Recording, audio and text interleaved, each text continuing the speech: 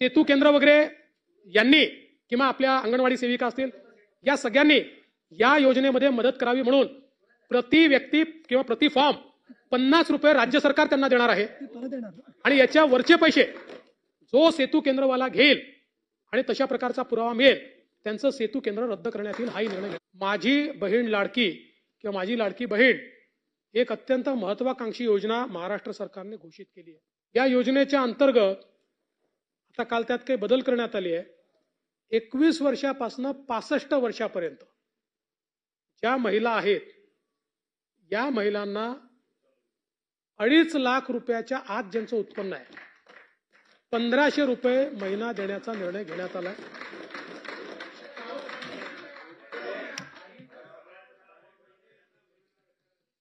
यामध्ये 5 एकराची जी अट टाकली होती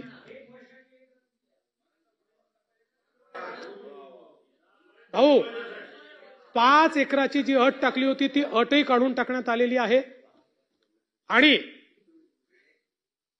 नाही आणि दुसरं हे देखील काल सांगण्यात आलेलं आहे आपण जाहीर केलंय 15 दिवस नाही 60 दिवस अर्ज करण्याकरता दिलेले आहे. 60 दिवसामध्ये जे अर्ज करतील त्यांना 1 जुलैला त्यांनी अर्ज केला असं समजून 2 महिन्याचं पेमेंट मिळेल. ऑगस्ट नंतर जे अर्ज करतील त्यांना ते अर्ज करतील त्या दिनांकापासून या संदर्भातलं पेमेंट मिळेल. अशा प्रकारचा निर्णय हा करण्यात आलाय. यासोबत डोमिसाईलचा दाखला हा एक प्रश्न त्या ठिकाणी निर्माण झाला होता.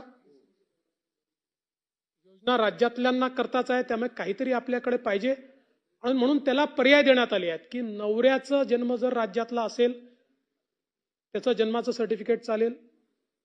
रेशन कार्ड 15 वर्षाचं असेल ते रेशन कार्ड चालेल. मतदार यादीतलं नाव असेल ते मतदार यादीतलं नाव चालेल. असे अनेक पर्याय दिलेले आहेत.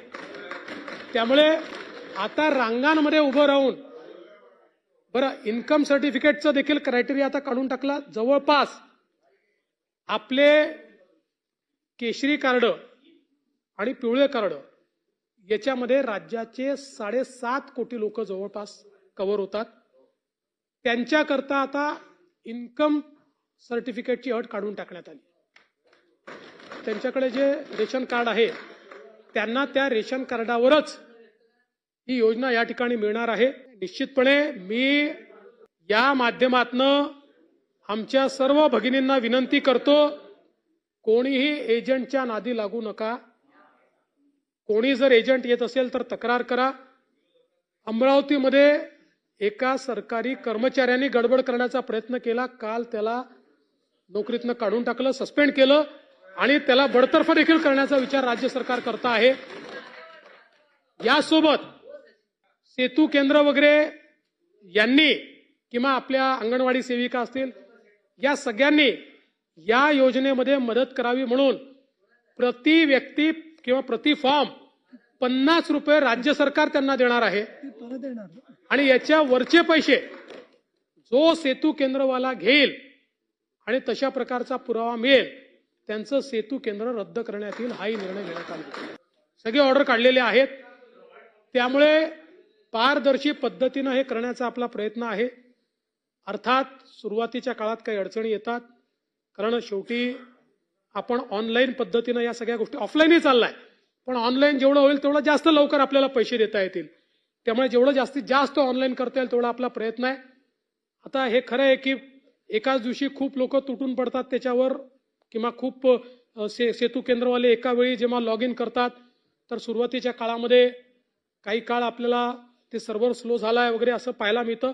आता त्याही अडचणी काढल्या.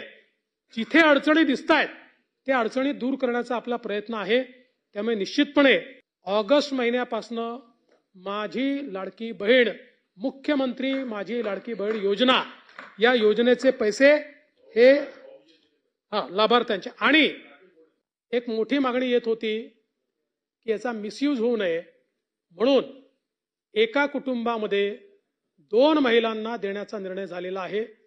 एक विवाहित असेल तर एक अविवाहितला देखील देण्याचा निर्णय त्या ठिकाणी झालेला आहे. त्याच्यामुळे